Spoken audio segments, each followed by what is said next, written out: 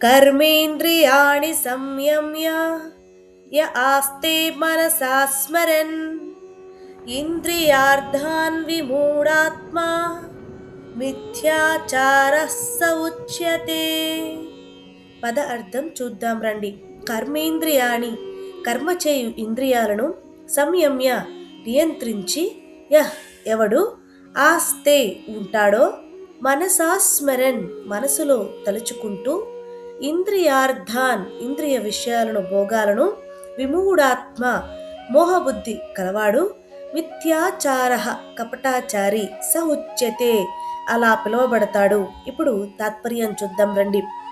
బయటకు కర్మేంద్రియాలను నియంత్రించినట్లు కనిపిస్తూ మనసులో మాత్రం ఇంద్రియ విషయాలను తలుచుకుంటూ ఉండేవాడు నిజమైన నియమాచారి కాడు. అటువంటి వాడిని మిథ్యాచారి అంటే కపటాచారి అని అంటారు. ఇప్పుడు సందర్భం చూద్దాం రండి.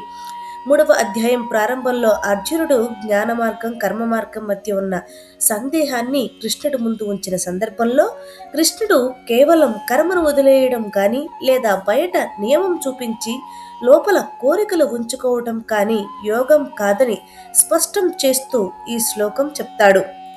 భగవద్గీత మరింత మందికి చేరువ కావాలి అంటే నా వీడియోని మీరు తప్పకుండా లైక్ చేయాలి. లైక్ చేసి మరింత మందికి చేరువయ్యేలా చేస్తారు అని కోరుకుంటున్నాను. ధన్యవాదాలు.